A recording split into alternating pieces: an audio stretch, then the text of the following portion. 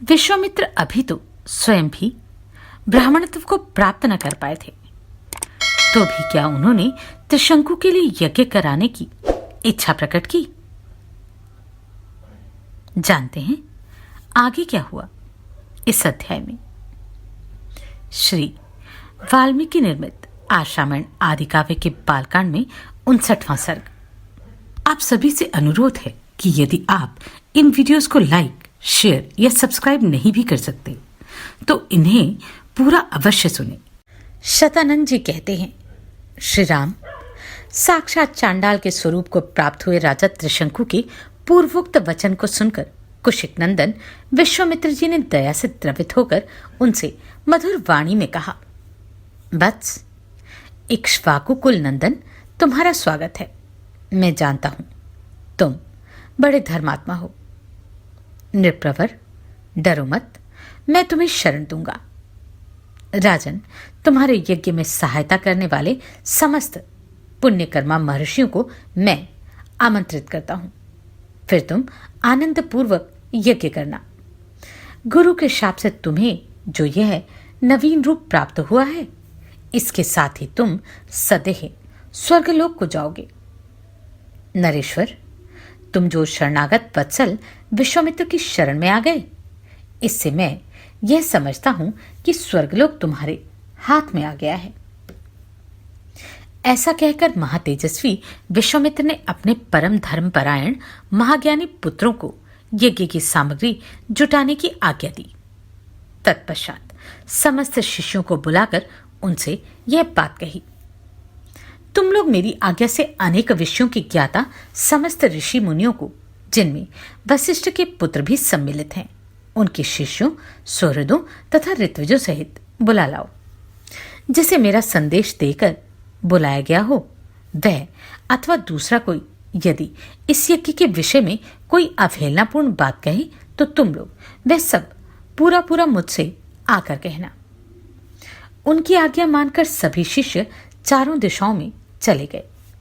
फिर तो सब देशों से ब्रह्मवादी मुनि आने लगे।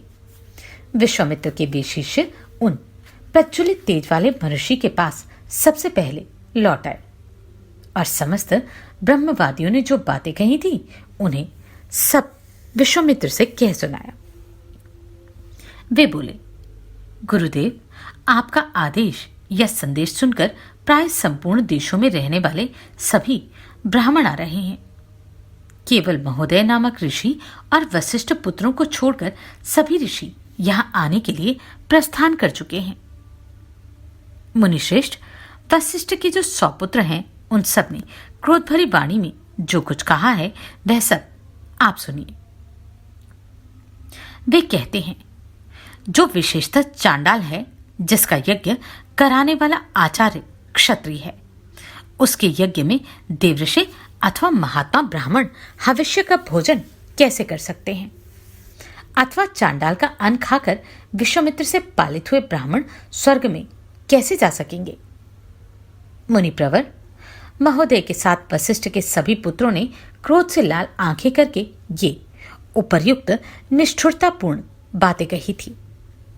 उन सब की यह बातें सुनकर मुनिवर विश्वामित्र के दोनों नेत्र क्रोध से लाल हो गए और वे रोषपूर्वक इस प्रकार बोले, मैं उग्र तपस्या में लगा हूं और दोष तथा दुर्भावना से रहित हूं, तो भी जो मुझ पर दोषारोपण करते हैं वे दुरात्मा भस्मीभूत हो जाएंगे, इसमें संशय नहीं है।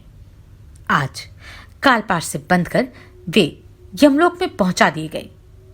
अब ये 700 जन्मों तक मुर्दों की रखवाली करने वाली, निश्चित रूप से कुत्ते का मांस खाने वाली मुष्टिक नामक प्रसिद्ध निर्दय चांडाल जाति में जन्म ग्रहण करेंगे। वे लोग विकृत एवं विरूप होकर इन लोकों में विचरेंगे।